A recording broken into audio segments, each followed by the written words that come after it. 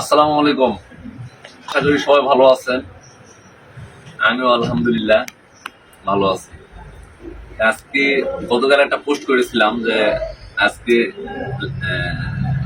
ভিডিওতে আসবো বা লাইভে আসবো বা একটা ভিডিও করবো। আজকে যে জন্য আমার এই ভিডিওতে আসা, গত 15 দিন হয়েছে, তাই না?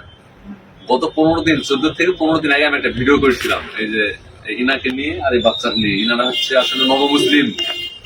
তো ইনার হাজবেন্ড ইনাকে ছেড়ে চলে গেছে। হ্যাঁ, ইনি হিন্দু ছিল, আপনি হিন্দু ছিলেন। হিন্দু থেকে মুসলমান হওয়ার পরে বাচ্চাটা হয়েছে, আবার ইনাকে রাখে অন্য জায়গায় চলে গেছে। তো ইনা বড় একটা প্রবলেম হয়েছিল, অসুস্থ। তো একটা ছোট মনে হয় আপনি দোকান করতেন, ওই দোকান বিক্রি করে অপারেশন করার পরে এখনো মানে অসুস্থ অবস্থায় আছে, টাকা পয়সার জন্য ডাক্তার দেখাতে পারেন না।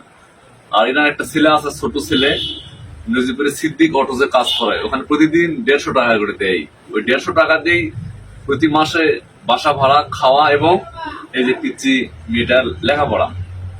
এখানে কি মাদ্রাসাটা না, হ্যাঁ কি যেন নাম, আমি চিনি মাদ্রাসাটা, আমি খোঁজ নিয়ে দেখছি। ওই বাচ্চাটা ওখানে পড়ে, কয়েক মাসে মনে হয় বেতনও ব্যাংকে আছে, আবার এনার ওষুধ কেনার টাকাও শর্ট আছে সম্ভবত তানজিবুল। তো আমি কয়েকদিন আগে লাইভ করছিলাম, তো অনেকে সাহায্য করতে চেয়েছিলেন যে ভাই আমরা করবো, বিকাশ নাম্বার দেন, বাবার নাম্বার দেন। নাম্বার দেওয়া হয়েছিল, কিন্তু 2 দিনে কোনো কেউ টাকা পাঠায়নি। পাঠাইছে কয় টাকা? ও, এক ভাই 2000 টাকা দিছে, কিন্তু আমি এটা জানতাম না। তো পরে ইনি আবার ওই মেকানিকে ফোন দিয়ে বলে যে যেহেতু মানুষ টাকা পাঠান, তার ভিডিওটা ডিলিট করে দিতে বলে। আমি আবার ডিলিট করে দিয়েছি সঙ্গে সঙ্গে। আমাকে খারাপ লাগছে যে একটা ভালো কাজ করলাম, কোনো রেসপন্স পেলাম না।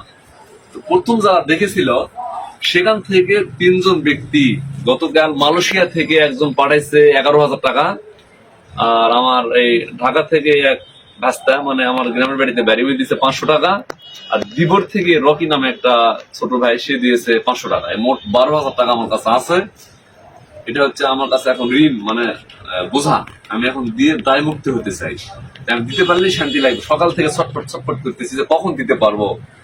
সেই শুভক্ষণটা চলে আসছে, আমি এখন টাকাটা বুঝে দিব এই নবমুসলিম এই মাকে, যাতে বাচ্চাটা লেখাপড়া একটু যেন করে, ওনার চিকিৎসাও যেন হয়, একটু থাকা খাওয়া বা ভালো একটু যেন খাইতে পারে।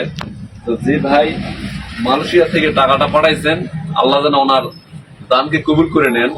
আর আরো যে 2 জন 500-500 টাকা পাঠাইছেন, তাদের দোয়া যেন মানে আল্লাহ যেন তাদেরকে ভালো রাখে। আমিও বলি আপনার দোয়া করবেন। না, তো আপনারা সবাই সব সময় যে কোনো অসহায় মানুষের পাশে থাকার চেষ্টা করবেন।